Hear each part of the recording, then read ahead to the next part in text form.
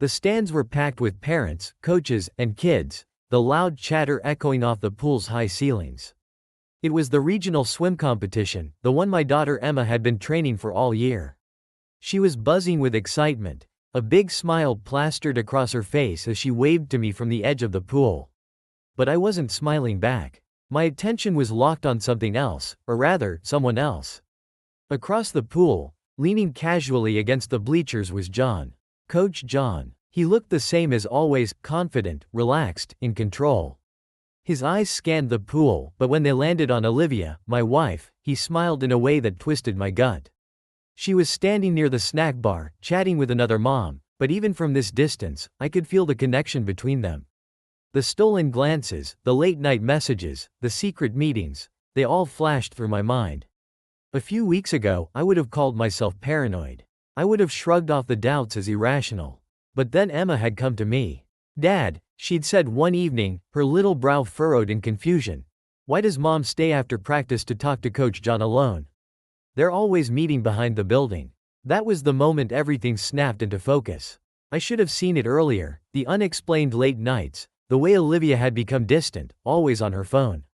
I ignored it because I trusted her. Because I didn't want to believe the truth. But now, I knew. I'd watched it unfold with my own eyes. I'd followed her, hired a private investigator, and gathered photos, texts, and every piece of proof I could. And now, standing in the middle of this crowded swim meet, I was holding the final nail in the coffin of her lies. "Ryan," I heard a voice behind me. I turned to see Olivia approaching, her usual bright smile masking the deceit that now defined our marriage. "Aren't you excited for Emma's race?" she asked, her voice sweet, but all I could hear were her lies, her betrayal. "Yeah," I muttered, not bothering to meet her eyes. She'd been lying to me for months, maybe longer, and I had been the fool, smiling and playing along. But not today. Today was different. As the awards ceremony started and John stepped forward to congratulate the kids, I stood up from my seat. My hands shook slightly, not from nerves but from the raw, seething anger that had been building inside me. I'd planned this moment carefully. It had to be public. It had to be where it hurt the most. "Excuse me," I said loudly, cutting through the announcer's voice. The microphone shifted in my grip as all eyes turned to me. Olivia's face turned toward me, confusion flashing across her features. John glanced over too, a hint of discomfort creeping into his posture. "I just wanted to take a moment," I began, my voice steady, even though my heart was racing. "To congratulate the kids, and to thank John here for the extra personal attention he's been giving my wife." The words hung in the air. A bomb waiting to explode. For a split second, the entire crowd froze. Then, the whispers began. Olivia's face turned pale, her eyes widening in shock. John's confident smirk was wiped clean, replaced by a stunned expression. I held up the stack of photos, the ones of their secret meetings, the ones proving everything, and tossed them on the floor in front of me. "Here's the proof," I said, my voice cold. In case anyone had any doubts. The murmurs grew louder as people leaned forward to see the evidence. Parents started to move, whispering to each other, glancing at Olivia and John with disbelief and disgust. Olivia's friends, the same ones she thought would never turn on her, looked horrified. John, his face white as a sheet, took a step back, clearly unprepared for this moment. I didn't wait for the aftermath. I didn't need to see the chaos unfold. I'd done what I came to do. With that, I turned on my heel and walked away, not bothering to see how Olivia would try to explain this away. There was nothing left to say. She'd made her choices, and now she would have to live with the consequences. By the time I got home, the adrenaline was still pumping through my veins. I slammed the front door harder than I intended, the sound reverberating through the quiet house. The images from the swim meet kept replaying in my head, Olivia's pale face, John's stunned expression, and the whispers of betrayal spreading like wildfire through the crowd. I should have felt satisfied. I'd executed my plan perfectly. But as I stood in the dimly lit hallway, the silence closing in around me, all I felt was exhaustion. Emma and Ethan were already in their rooms. They hadn't been close enough to the front to understand what had happened, but they'd felt the tension. I didn't want them to know the truth, not yet. They were too young, too innocent to be dragged into this mess. That was the only thing keeping me together now, the thought of protecting them from the ugliness Olivia had created. I heard the front door creak open behind me. Olivia had finally come home. I didn't bother turning around. "Ryan," she started, her voice shaky, hesitant. I could hear the tears just beneath the surface. Normally, that would have softened me. Not tonight. "Don't," I cut her off, my voice sharper than I intended. "Just, don't." She paused, standing in the doorway, unsure of what to say next. I could feel her eyes on me, searching for some sign of the man who used to forgive her every mistake. But that man was long gone. What did you expect me to do? Olivia? Just pretend like nothing was happening? Pretend like I didn't know you've been sneaking around with him for months? I can explain, she stammered, stepping forward, her hands shaking. It's not what you think, Ryan. It wasn't serious, I turned to face her, finally, my eyes locking onto hers. Wasn't serious? Are you kidding me? You were with him after practices, at night, behind my back, and it wasn't serious? You've got to be kidding. She took a deep breath, struggling to hold back the flood of excuses she'd probably rehearsed in her head on the way home. But I wasn't in the mood to hear them. I know everything, Olivia. Every text, every lie, every single time you chose him over your family. Her lip trembled, and for a brief moment, I saw a flash of the Olivia I used to love. The one who'd been my partner, my best friend, the mother of my kids. But that woman was a memory now, buried under layers of deceit. I never wanted to hurt you, she whispered, tears finally breaking free. It just happened. I didn't mean for it to go this far. I scoffed, shaking my head in disbelief. You didn't mean for it to go this far? That's supposed to make me feel better? You could have stopped this at any time. You could have told me the truth. But instead, you kept lying. You kept sneaking around. And now, look where we are. I turned away again, unable to stand the sight of her tears. They felt hollow, meaningless. She wasn't crying because she regretted what she'd done, she was crying because she'd been caught. I don't even know who you are anymore. Olivia, I said quietly, my voice thick with exhaustion. And honestly, I don't care. She sobbed quietly behind me, but I didn't turn back. I couldn't. There was nothing left to say. The damage had been done. I'm taking the kids, I finally said, my voice firm. We're leaving. I'm not going to let them live in this mess you've created. You can stay here, but we're done. Her sobs grew louder as she stepped forward, her hand reaching for mine. Ryan, please, don't do this. I made a mistake. But I love you. I love our family. We can fix this. I shook my head, pulling my hand away. No, Olivia. You made your choice. Now you have to live with it. With that, I walked away, heading upstairs to pack our things.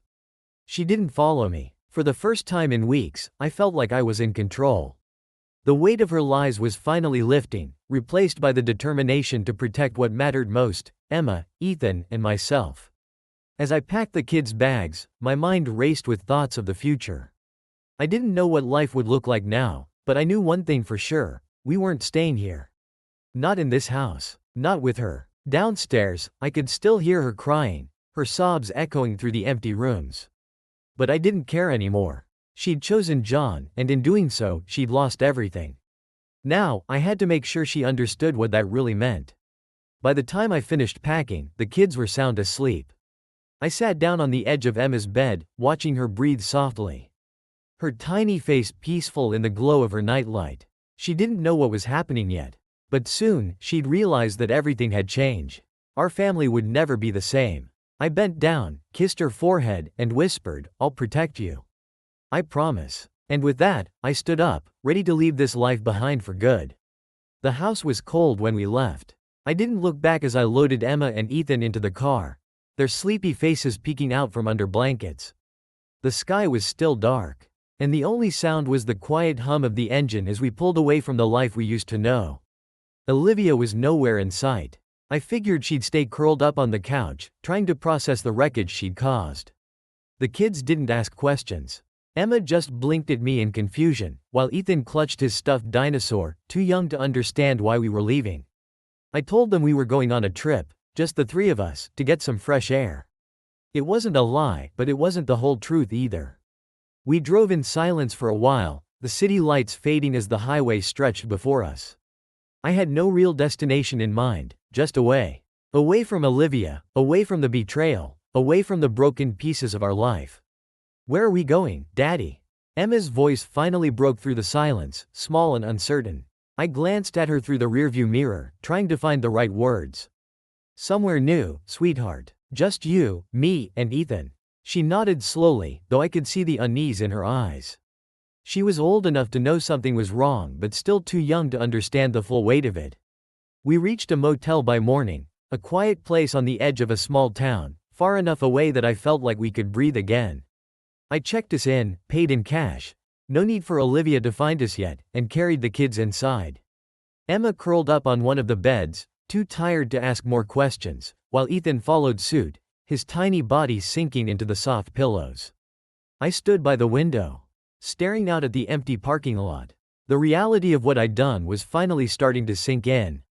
I had taken my kids and walked out. There was no going back now. But as I looked at them, asleep and unaware of the chaos unfolding around them, I knew I'd made the right choice. Olivia's betrayal had ripped apart everything we'd built, but I wasn't going to let it tear me apart too. I wasn't going to let it destroy my relationship with my kids. They deserved better, and so did I. As the day wore on, the kids woke up and we settled into a new routine. I took them out for breakfast at a small diner nearby, trying to keep things normal, as if this was just another weekend trip. But I could see Emma watching me, her little brow furrowed as she poked at her pancakes.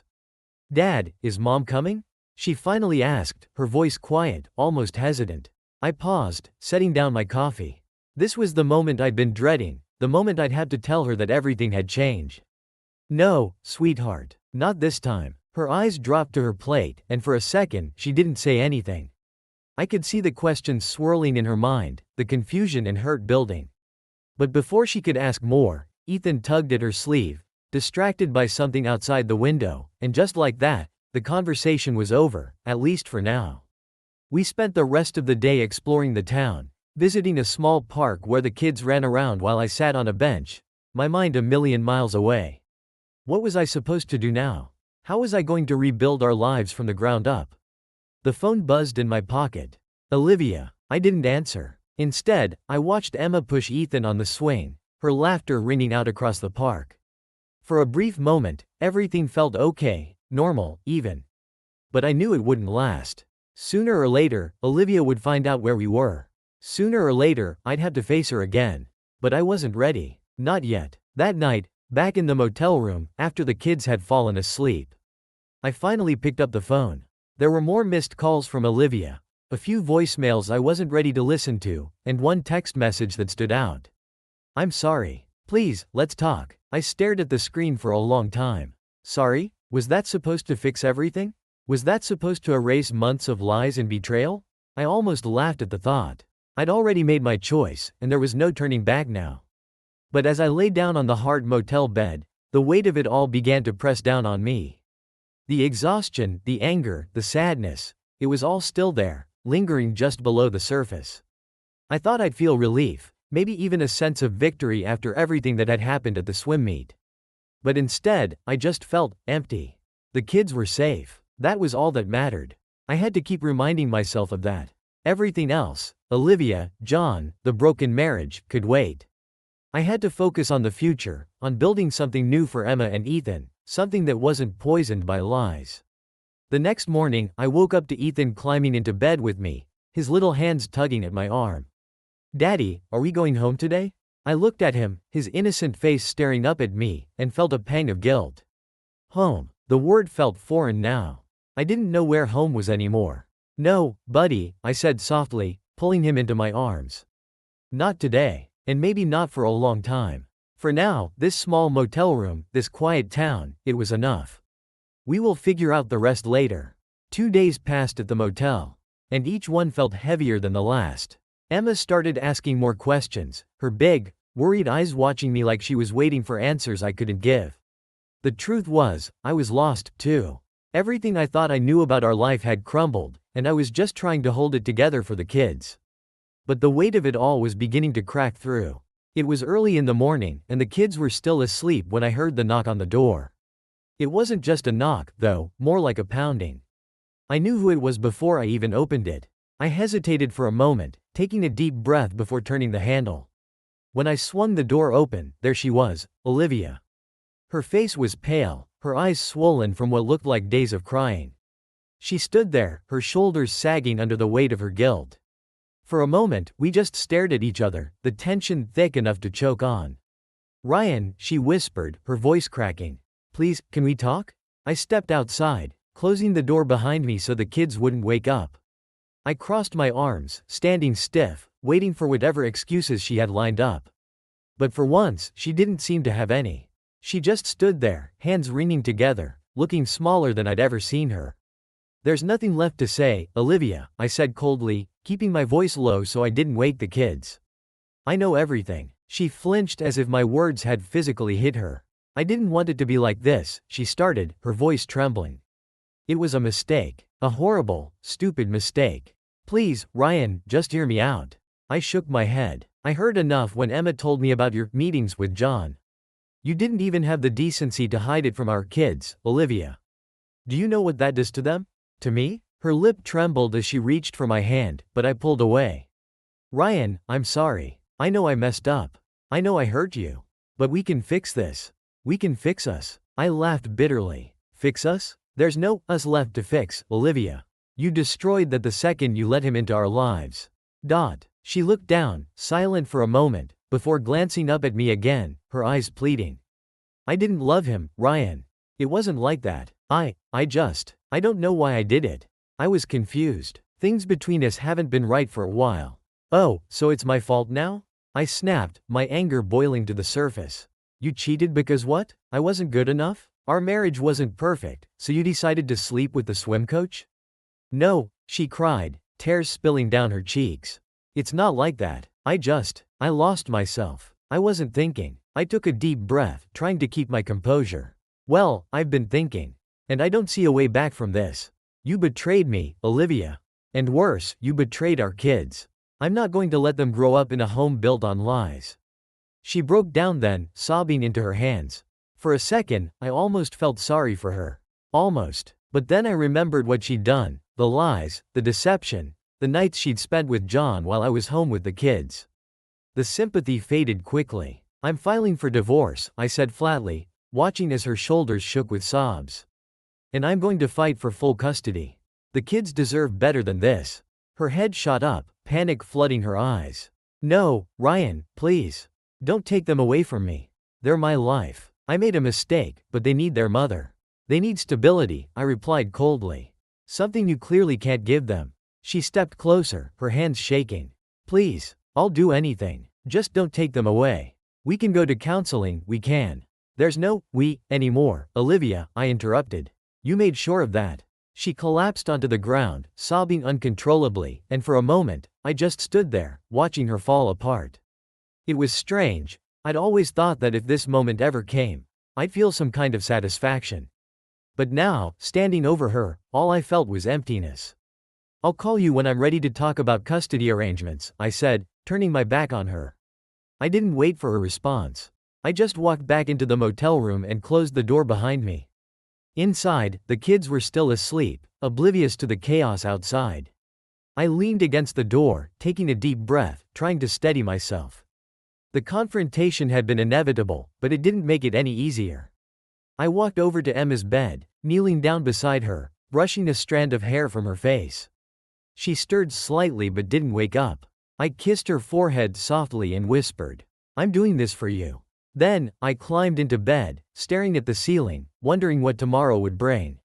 The days after Olivia's breakdown were quiet, almost too quiet. I moved the kids to my sister's house temporarily, where they could play with their cousins and feel something close to normal again. But for me, normal was a distant memory. The first thing I did was call my lawyer. This wasn't just about filing for divorce anymore, it was about making sure Olivia didn't get a chance to mess up the kids' lives. We'd been with the same lawyer for years, but now, I needed him to fight for me in a way I never thought I'd have to ask. I sat in his office a few days later, a thick file in front of him. "Ryan, are you sure about this?" he asked, his brow furrowed in concern. "A full custody fight is going to get ugly." "I'm sure," I said, without hesitation. "She's not fit to raise them, not after what she did. I want the kids with me." He leaned back in his chair, thinking for a moment. "Okay, I'll file the paperwork, but you know she's going to push back. Be prepared for a long battle." I nodded, already steeling myself for what was coming. Olivia wasn't going to let go without a fight, but I wasn't about to back down, not when Emma and Ethan's futures were at stake. True to my lawyer's prediction, Olivia's response was swift and vicious. Within a week, I was served with counterpapers. She was fighting for shared custody, claiming that the kids needed both of us in their lives. On paper, it looked reasonable. But I knew better. I knew what kind of damage she'd already done, how her betrayal had shattered the trust that held our family together. The first court hearing was tense. We sat on opposite sides of the room, barely able to look at each other. I could feel her eyes on me, filled with the same desperation she'd shown that day outside the motel. But I kept my gaze fixed straight ahead, determined not to let her sway me. The judge listened carefully to both sides, but in the end, he scheduled another hearing for further evidence and testimony. This was just the beginning of a long, drawn-out war. After the hearing, I found myself sitting in the car, gripping the steering wheel tightly, the tension refusing to leave my body.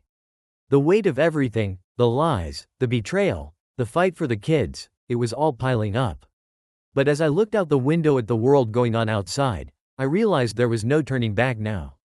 This was the new reality. A life of legal battles and custody disputes. A life where Olivia and I were no longer partners, but enemies, fighting over the only thing that still mattered, Emma and Ethan. I started the car, pulled out of the courthouse parking lot, and drove back to my sister's house. When I arrived, the kids were playing in the backyard, laughing as if nothing had changed. I stood there for a moment, watching them, feeling the heavy burden of responsibility settle onto my shoulders. I was doing this for them. All of it. The sleepless nights, the court hearings, the endless arguments. It was all for them. To give them the life they deserved, free from the mess Olivia had made. And as I stood there, watching them run around in the sun, I knew that no matter how hard it got, I'd keep fighting. For them. Always for them. The fight for custody wasn't going to be won with words alone. I needed solid evidence, something to show the court that Olivia's actions had irreparably harmed our family. Something that would tip the scales in my favor. I'd already gathered enough emotional ammunition to justify my decision to leave. But court battles were fought on facts, not feelings. That's when I made the call to hire a private investigator. It felt surreal, like a scene ripped straight from a movie, but I needed to do this right. The investigator, a man named Jack Harper, had a reputation for being thorough and discreet. We met in a dimly lit office downtown, the smell of old leather and coffee hanging heavy in the air. Jack was a no-nonsense guy, grizzled and gray, with eyes that told me he'd seen it all. He didn't waste time with small talk. "So, you want dirt on your wife's affair," he said, lighting a cigarette. "Tell me everything you know." I filled him in on what Emma had said, the strange meetings between Olivia and John, and how I'd seen them together that night at the swim competition. Jack listened, scribbling notes down on a yellow legal pad. "All right," he said, puffing out smoke. "I'll need access to her phone records, emails, and anything else you've got. I'll start tailing John, too. Let's see what we can dig up." I handed over everything I had, texts, photos, phone records, and gave him permission to access anything else he needed. It felt invasive, like I was pulling apart every layer of our lives, but it had to be done. A few days later, Jack called. "We've got something," he said. I met him at the same office, where he handed me a file filled with photos and call logs.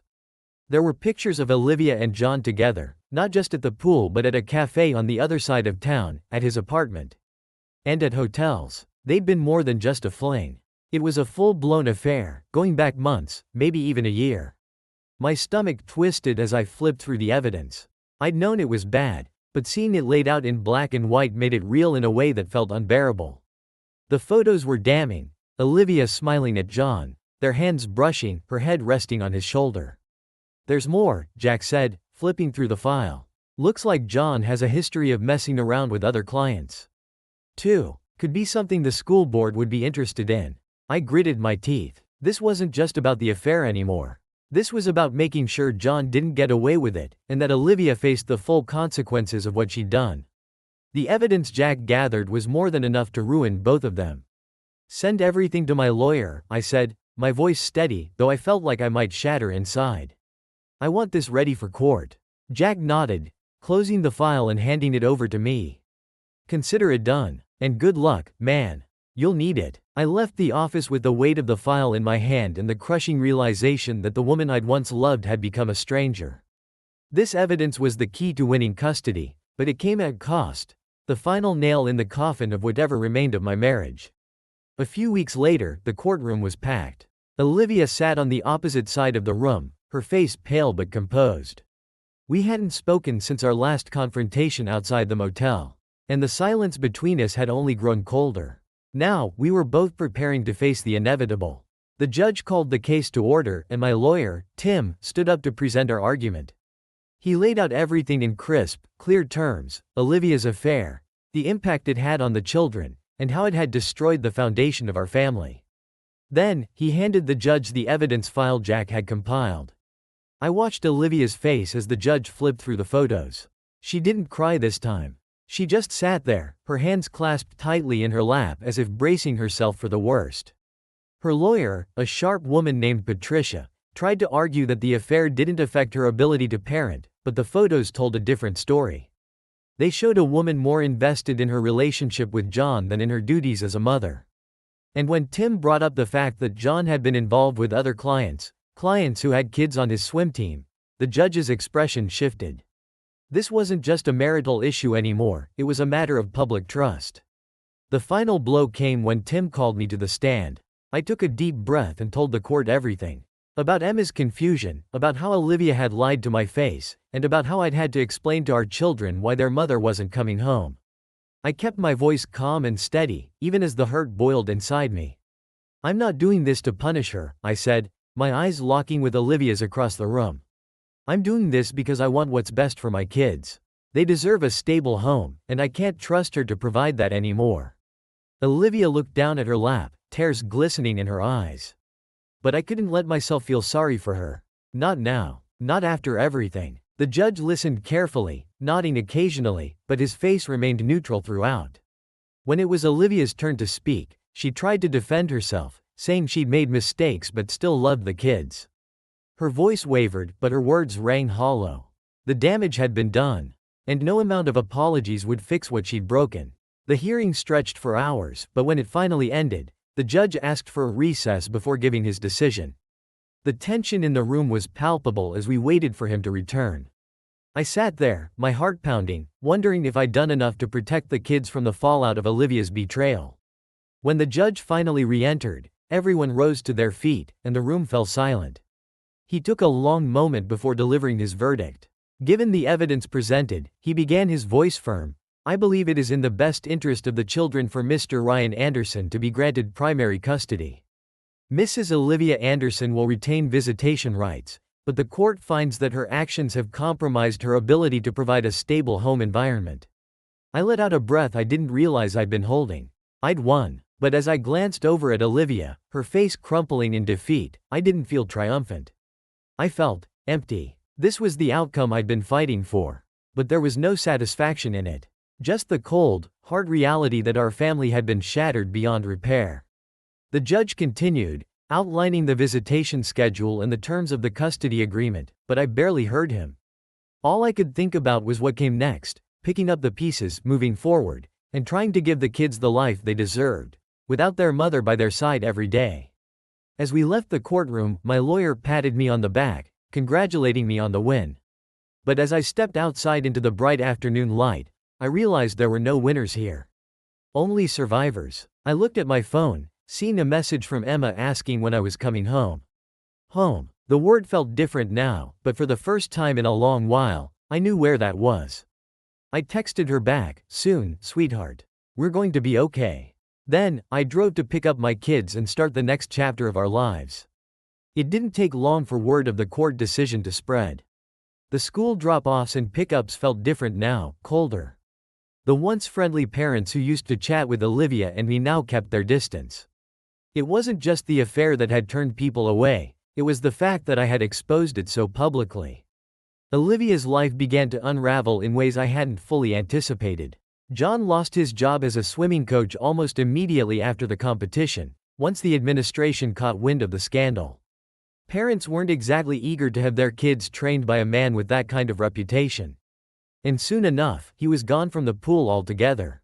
Word was, he left town. I wasn't sure where, and I didn't care. Olivia, on the other hand, tried to hold on. She stayed in our house after I moved out with the kids, but without John and with her reputation in shambles, the isolation must have weighed heavy on her.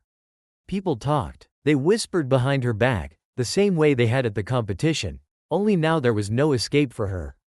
Her friends, those women she used to brunch with, had cut her off. They saw her as a liability, someone whose drama had become too toxic to be around. I heard through the grapevine that she started drinking more, trying to drown out the loneliness. I'd see her sometimes, on my way to drop off or pick up Emma and Jake, looking disheveled, barely holding herself together. She didn't try to argue with me about custody. She knew she didn't stand a chance.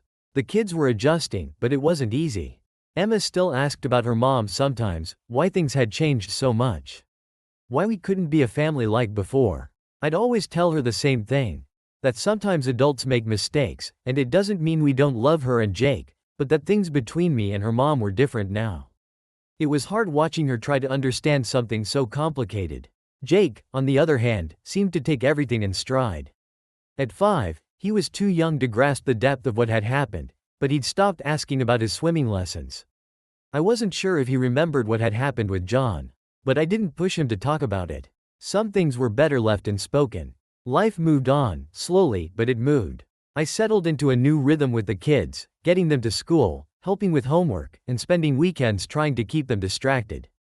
But no matter how hard I tried to rebuild normalcy, there was still that looming shadow of what Olivia had done.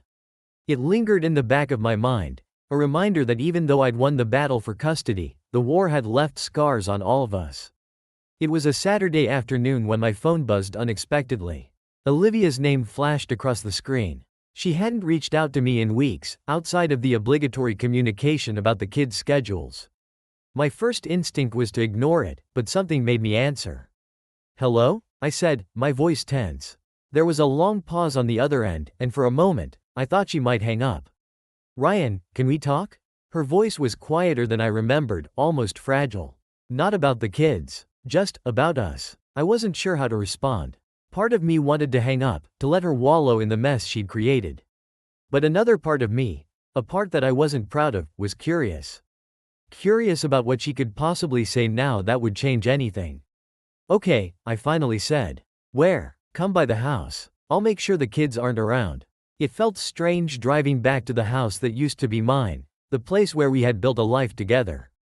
Now it was just a shell, filled with memories I was trying to forget. The driveway felt too familiar, and as I got out of the car, I realized how much I'd been avoiding this place since I left. I knocked on the door, and when Olivia opened it, she looked worse than I had expected. Her face was pale, her eyes tired, and her clothes hung loosely on her frame like she hadn't bothered to eat much in days. She stepped aside to let me in without a word.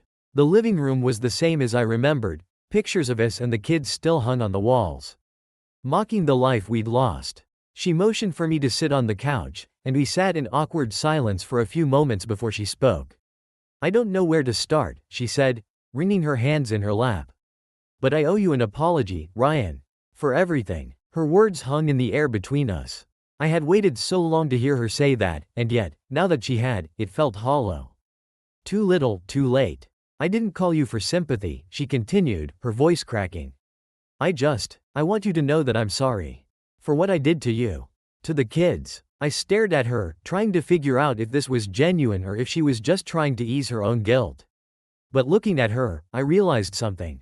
She was broken. The Olivia I had known was gone, replaced by someone who had been crushed by her own choices.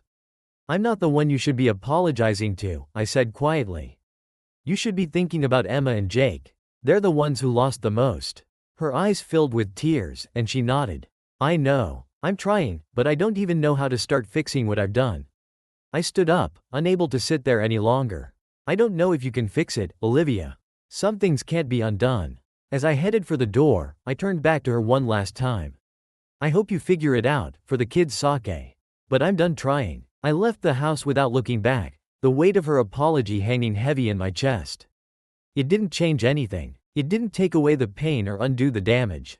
But at least, now, I knew that Olivia understood the full extent of what she had destroyed. When I got back to the car, I glanced at my phone and saw a new message from Emma. "When are you coming home?" I smiled slightly and texted back, on my way. Because that's what mattered now. Not Olivia, not the past. My kids were my future, and I had to focus on them. I couldn't keep looking back at the ruins of my marriage. As I drove away, I realized that the road ahead wasn't going to be easy. But at least I knew where it was leading, and that was enough. The weeks after my conversation with Olivia passed in a blur. There were still rough days. Emma asking why she couldn't spend more time with her mom, or Jake acting out when he was frustrated. But overall, the kids were adjusting. We were adjusting. I'd gotten into a routine that was focused entirely on them and their well-being. At first, I had thrown myself into work, trying to bury the emotions that still simmered beneath the surface. But eventually, I realized that wasn't going to help anyone. Least of all Emma and Jake. They needed me to be present, not just physically, but emotionally. So I made a decision. I started cutting back on hours at the firm and spending more time with them. Weekends became sacred: soccer games, movie nights, trips to the park. The distance between me and Olivia felt necessary, but it wasn't easy for the kids. She still saw them on weekends, but it was awkward for them, that much was clear. I wondered what kind of future we were heading toward, especially with the scars of the affair still so fresh. One afternoon, as we were heading home from the park, Emma brought up something that made my stomach tighten. "Dad, are you ever gonna forgive Mom?" she asked from the backseat. I wasn't ready for the question. I glanced at her through the rearview mirror and saw her wide, innocent eyes staring back at me. "I don't know, Emma," I said after a pause, choosing my words carefully. Sometimes when people hurt each other, it takes a while to figure out how to move past it. She seemed to mull over my answer for a while and then nodded like she understood. But her question stuck with me. Could I forgive Olivia? Or had things gone too far? I didn't have the answer yet, and maybe I never would. That night, as I was tucking Emma in, she said something that hit me even harder. "I just want us all to be happy again." I kissed her forehead, unsure of how to respond. I wanted that too, but happiness was something that felt elusive now, like a distant memory from another life. Still, something about the way she said it made me realize that maybe, for the kids' sake, I needed to start letting go of the anger. It wouldn't be easy, but if it meant they could heal, maybe I could try. It had been a while since I'd spoken to Olivia outside of coordinating schedules for the kids. I was doing my best to keep things civil, even though the hurt was still raw. But one evening, she showed up at my door unannounced, a tired look on her face.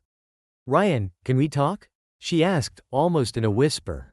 I leaned against the doorframe, crossing my arms. "About what?" "About the kids, and everything else," she said, her voice breaking slightly. I could tell she had something weighing on her, but I wasn't sure I was ready to hear it.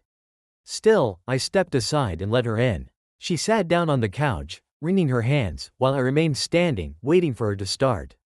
"I've been thinking a lot about what happened, what I did," she began, her voice shaking. "I know I messed up, and I know I hurt you more than I can ever take back." I stayed silent, letting her get it all out. "I don't expect you to forgive me," she continued. "But I'm trying, Ryan. I'm trying to be better for the kids, and I want them to have some kind of normal, even if we're not together anymore." I sighed, rubbing the back of my neck. "I know you love them, Olivia. I've never doubted that. But love alone doesn't fix what's broken." "I know," she said, wiping a tear from her cheek. "But I need to know if we can at least try to make things better for them. Co-parenting, I mean. Without all the tension between us." It was the first time we'd had a real conversation about the future since the affair. And for the first time, I didn't feel the same burning anger toward her. I just felt tired. "I don't want the kids to suffer because of what happened between us," I admitted. "So yeah, we can try. For them." A look of relief passed over her face, and for a brief moment, I saw a glimmer of the woman I used to know. It wasn't forgiveness, but it was a step toward something different, something that might resemble peace. At least for the kids' sake. As Olivia got up to leave, she paused at the door.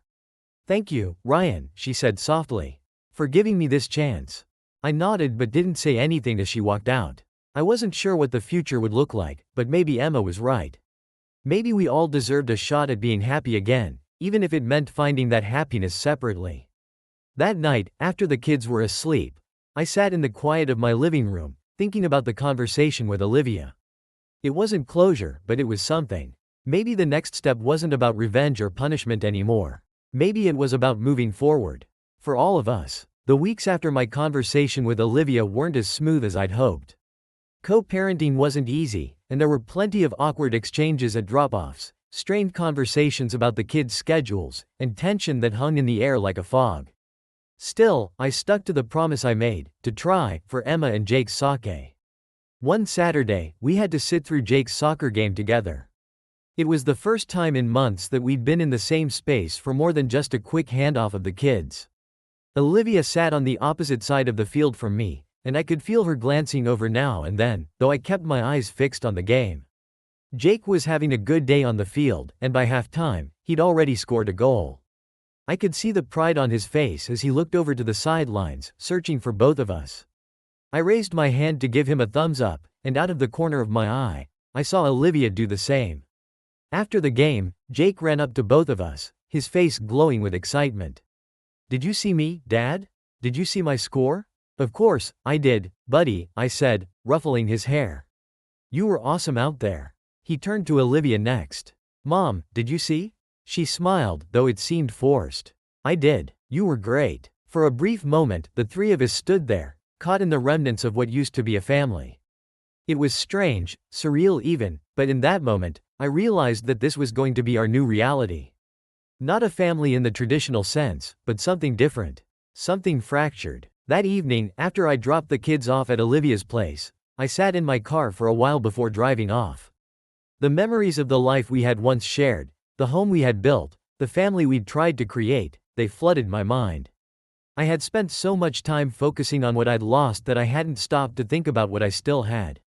Emma and Jake. They were still my family.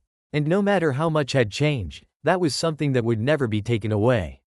It was a Wednesday afternoon when my phone buzzed with a message from Olivia. I hadn't expected to hear from her outside of our usual coordination for the kids, so when I saw her name pop up, I hesitated for a moment before opening it. "Can we talk? I've been thinking a lot about everything. There's something I need to say." Part of me wanted to ignore it, to brush it off as just another attempt to smooth things over. But something about the tone of the message caught my attention. It didn't sound like her usual requests. Reluctantly, I agreed to meet. We met at a coffee shop, one we used to go to together years ago when things were still good between us. It felt strange sitting across from her now, in such a familiar place, but with so much distance between us. She seemed nervous, fidgeting with her coffee cup as she tried to find the right words. Finally, she spoke. "Ryan, I know things will never go back to the way they were, and I've accepted that," she began. "But I've been thinking a lot about what happened. And I realized that I need to take responsibility for what I did. Not just to you, but to the kids." I didn't say anything, waiting for her to continue. "I've been in therapy," she admitted quietly, her eyes lowering to the table. "It's helped me see things more clearly, why I made the choices I did, and how much damage I've caused." I was surprised to hear her say that. Olivia had always been so stubborn, so unwilling to admit when she was wrong. But now, there was something different in her tone, something more genuine. "I'm not asking for your forgiveness," she said, looking up at me. "I know that's something I may never get. But I want you to know that I'm trying to be better, for the kids. And for myself." I studied her face, searching for any sign of manipulation, any hint that this was just another way to ease her guilt. But she seemed sincere. There was a weight to her words that hadn't been there before. "Olivia," I finally said, leaning forward, "I'm glad you're getting help. And I appreciate that you're trying to take responsibility. But it doesn't change what happened. It doesn't fix the pain." "I know," she said, her voice barely above a whisper. "I just needed you to hear it. To know that I'm not the same person I was before." For the first time in a long time, I felt a flicker of empathy for her. She was trying, in her own way, to piece together the fragments of her life. And maybe, just maybe, she was starting to understand the depth of the hurt she'd caused. As I left the coffee shop, I didn't feel the same anger that had been gnawing at me for so long. It wasn't forgiveness, not yet, but it was a step towards something more peaceful. Maybe we weren't meant to be together anymore, but that didn't mean we couldn't find some kind of closure. That night, as I put the kids to bed, Emma hugged me tightly and whispered, "I'm glad we're all trying, Dad." And for the first time in a long time, I believed we might actually be on the path to healing. It wouldn't be easy, but it was a start. And sometimes, that's all you can ask for. It had been several months since my meeting with Olivia at the coffee shop. Since then, things have changed, not dramatically, but enough to make a difference. Our co-parenting routine had become more manageable, with fewer awkward silences and less tension in the air. Emma and Jake seemed to be adjusting well, which was my main priority. They were smiling more, and the weight of what had happened seemed to be lifting, little by little. But even as we settled into this new life, there were moments when the past still gnawed at me. I'd catch myself wondering what could have been different. Could we pull it off? Could we put aside everything that had happened for the sake of one day? And more importantly, would it be good for the kids, or just confusing? That evening, I asked Emma and Jake what they thought about the idea of spending Christmas together. Their faces lit up with excitement. Really, Dad? You and Mom, together? Emma asked, her eyes wide with hope. Jake jumped in. Can we go sledding and drink hot chocolate like we used to? Their enthusiasm was contagious, and I found myself smiling despite my reservations. Maybe it was worth a shot, for them. All right, I said finally. We'll give it a try. But just one day, okay? No promises after that. They both nodded eagerly, already planning out all the things they wanted to do. As I watched them, I realized that maybe this was what healing looked like, not in grand gestures or sweeping changes, but in small, simple moments where we tried to build something new from the wreckage of the past. The next day, I emailed Olivia back and agreed to her proposal. We set a date for a quiet Christmas celebration at her place. Nothing extravagant, just a tree, some decorations, and the promise of a day focused on the kids. No arguments, no rehashing of old wounds. Just a chance to show them that even though things had changed, they were still loved by both of us. As the days passed, I found myself feeling something I hadn't expected: hope. It wasn't the naive hope that everything would go back to the way it was, but the cautious hope that maybe we could find a way to coexist. For the kids, for their happiness. When Christmas morning arrived, I drove to Olivia's house with Emma and Jake in the backseat, their excitement bubbling over. I parked in front of the house and took a deep breath before getting out. Olivia opened the door as we walked up, and for the first time in a long time, she smiled, a genuine, warm smile that wasn't weighed down by the past. Come on in, she said, stepping aside. We spent the day decorating the tree, laughing as Jake tried to hang ornaments too high, and sipping hot chocolate by the fire while Emma told stories about her school friends. For a few hours, it felt like a glimpse of the life we used to have, a life that, in some small way, still existed in the joy of our children. As the evening wound down and the kids started to tire out, I found myself standing by the window, watching the snow fall outside. Olivia came over and stood next to me. The silence between us no longer uncomfortable, but peaceful. Thank you for doing this, she said quietly. I know it wasn't easy. I nodded. It was for them. That's what matters. She glanced over at the kids, who were dozing off on the couch. They needed this. I think we all did. I didn't respond, but I knew she was right. This wasn't about fixing the past. It was about finding a way to move forward, even if it was messy and imperfect. When the day finally ended, I gathered the kids and we headed back to the car. As I drove home, Emma and Jake both fell asleep in the backseat, their faces relaxed and peaceful. I couldn't help but smile, knowing that we'd given them something that day, a memory they could hold onto, a reminder that even though things had changed, they still had a family that cared. It wasn't the ending I had imagined when everything fell apart, but maybe it was a new beginning, a different kind of family, one that had been tested but wasn't entirely broken. And maybe, just maybe, that was enough. The new year had come and gone, and with it, the weight of the past year seemed to finally start fading. Life hadn't returned to what it once was, but we'd managed to settle into something new, a rhythm that felt less like survival and more like living.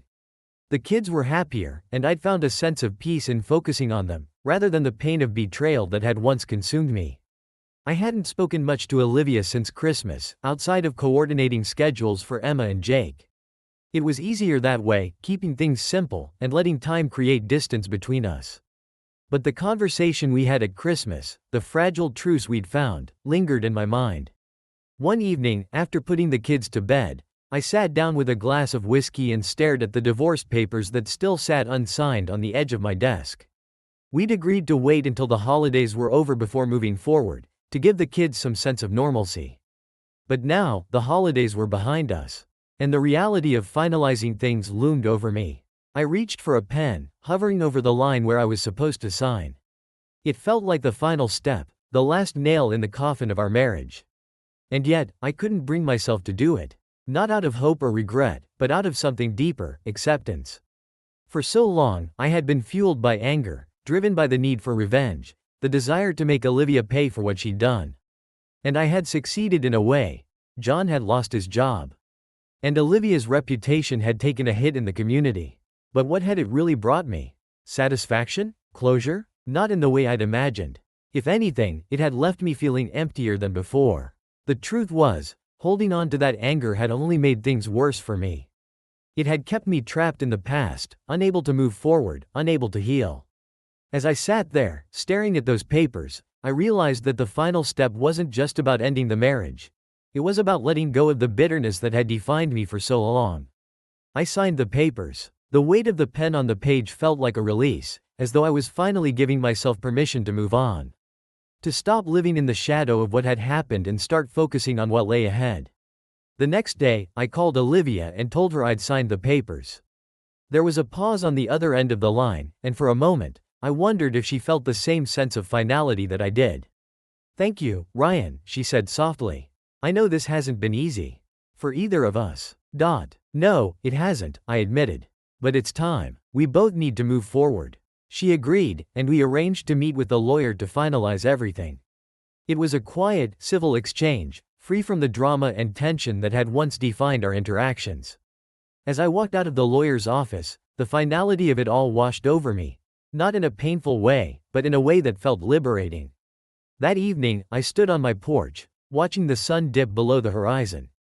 The cold air bit at my skin. But for the first time in a long time, I felt a sense of warmth inside.